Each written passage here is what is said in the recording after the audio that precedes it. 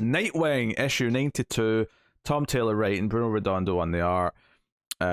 Continuing, quite frankly, one of my favorite runs that I've ever read at this point, to be honest. It just keeps getting better. It's just progressing in such a natural way that makes sense. It's giving me feels.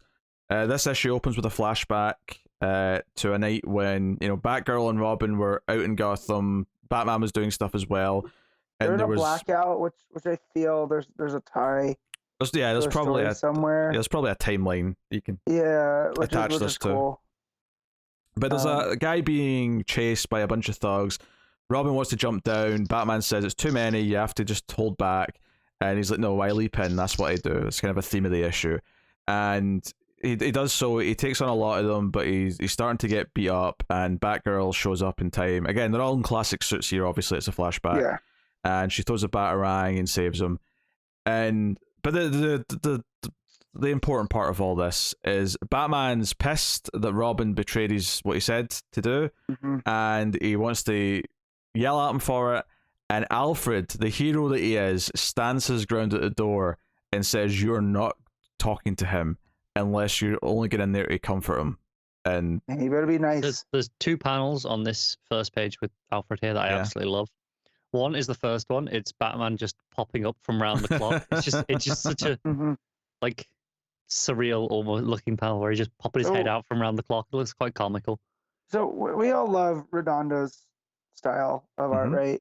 But what gets me on this is the colors. It's really flat colors. It's really flat, and it makes Redondo's art look Silver Agey, which fits the story. And it's just the stuff with the color dots too, working its way in. It makes it feel like it's an older story, even though we're reading this brand new book. And they did such a good job. Flat block colors, very faded. It's very effective stuff. And then honestly, the bottom panel of Batman just towering over Alfred. Yeah, great. It surprises me that there's not more miniseries that are done entirely in this style for the sake of like nostalgia. Yeah, right. That would be. I mean, I would read them. It does surprise me. Teen Titans kind of book. Yeah. For me, the winner of this page is just a close-up panel of Alfred saying, "Take off the cowl, leave your disapproval at the door, and do not enter." With that stern look of, "No, you're not getting past me. I don't care that you're Batman." Yeah, Alfred's playing his dad card, right? Like, this is like, I know you're upset at your son, but like, come on, I raised you. I know it's good. The page turn is great because you turn the page and lo and behold, Batman's in the room with Dick and his cowl's off. So Alfred won. That's how it reveals that Alfred won. It's really neat. Anyway, Batman tries to tell him sometimes you can't protect everyone, and Dick sort of defiantly says, "I can try," and that leads us into the present day story. Dick and Babs walking the dog through Haven, which is their new community. Yeah, and it's not quite a community center, but it's like it's like centerpiece. Yeah, it's like food stalls and stuff that's been paid for so that these people can eat and things like that. Let's point out the Perez tribute on this page. And he looks as we remember him, right? In pictures, the line shirt, big bright smile. Yep. And when they drew this up, they knew he was sick, but he hadn't passed yet. In fact, is that Wolfman on the other side? I just noticed it now. Yeah, I didn't notice that the first time I read it. It's Marvin George's pizza. Yeah. Yeah, so we've seen that before in this run, the Marvin George's pizza. So the fact that they have a food stall set up at Haven too is fun continuity. And Dick just waving over to him. Yeah. Yeah, like it's those it made me feel real nice. Yeah, it's wonderful. So Bruce is there, looking inconspicuous in his sunglasses. I do love the over-the-shoulder shot of Nightwing looking at Ace, like, "Oh, you want a square go? Is this it?" I don't know that. I think if Nightwing's a lot like my rescue, she thinks every dog's her friend. So she wants to be friends with Ace. So, but I also like seeing that that Bruce brought out his dog to the community event, rocking the turtleneck. Yeah. In the middle of the day. Hey, he's been taking fashion advice from Archie. Yeah. Oh yeah. So yeah, to talk a little bit about the statue of Alfred that Dick had put up, and Bruce is like, he wouldn't approve of that. He's like, yeah, but it's not for him, it's for us. Right. I hate how there's people on Twitter who are not reading this book clearly. Who, you know, there's a section of Twitter who just hates Tom Taylor. Yes. Yeah. We call them idiots. Furious at this page with this statue of Alfred, because like, why would Alfred have a statue? Why would that make any sense? So, as if this isn't set up in the Alfred Pennyworth Foundation.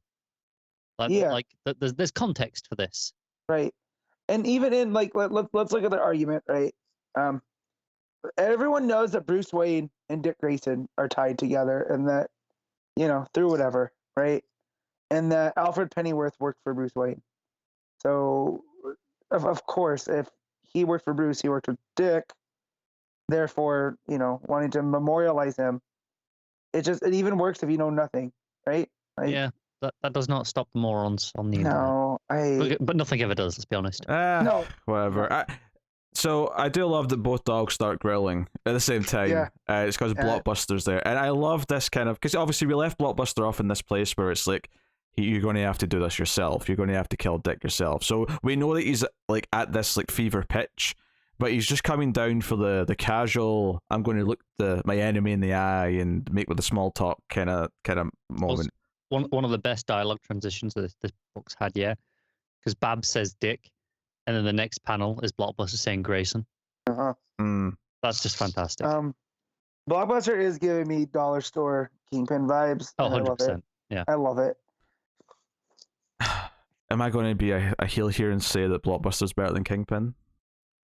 Yeah. Look, I know we're on a DC podcast, but come on.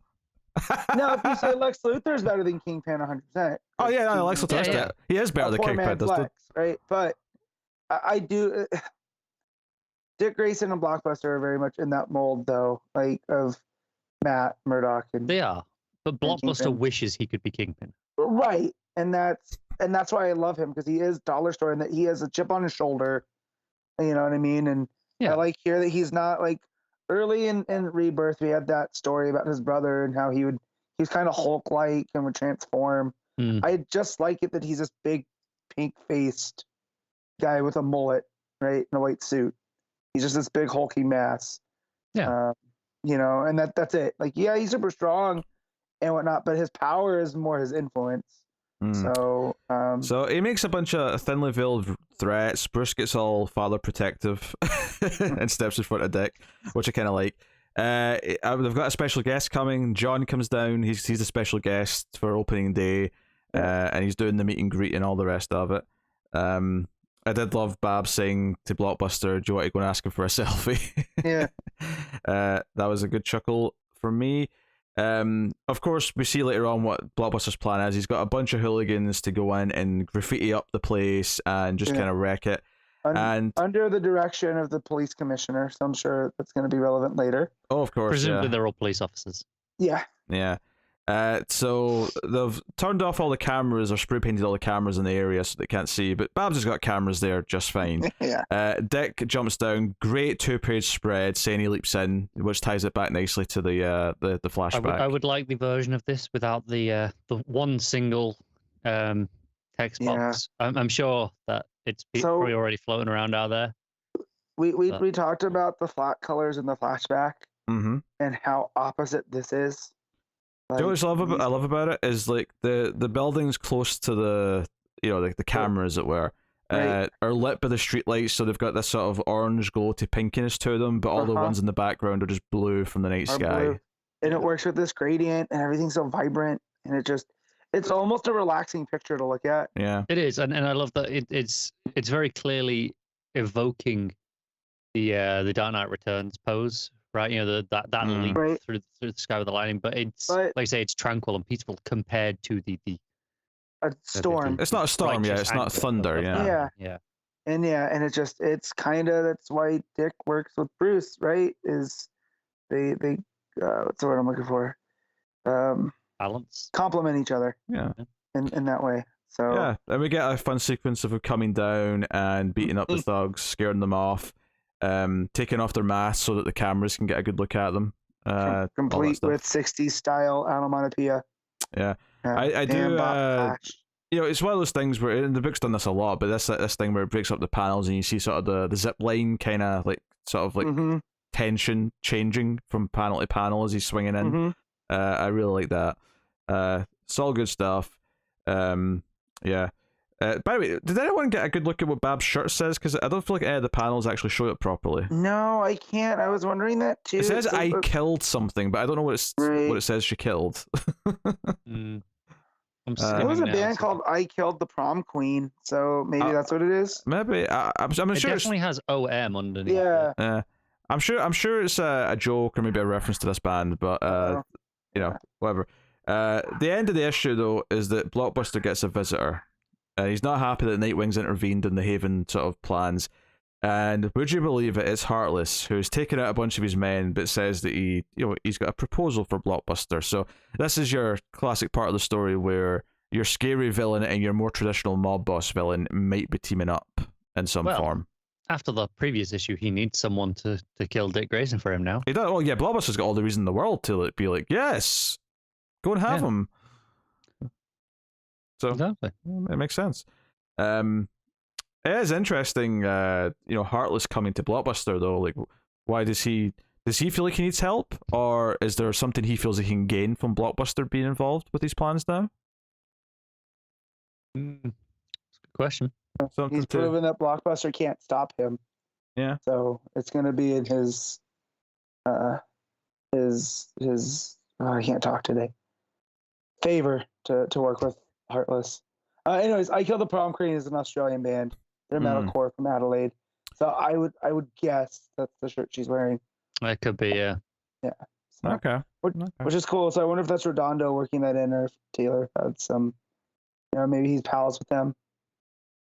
So I don't know. That's pretty cool. Yeah. I love this issue, honestly. Like it's not even like it's got some of the more showstoppy kind of segments that some other issues have had, but it's just it's playing off and everything so well. It's giving us more of that heart-wrenching Alfred stuff that you can slip in there really easily. The art's gorgeous. The action sequence of just Dick jumping down from a building to take on a couple of regular thugs is pretty exquisite in how it's laid out, and the sequencing of it.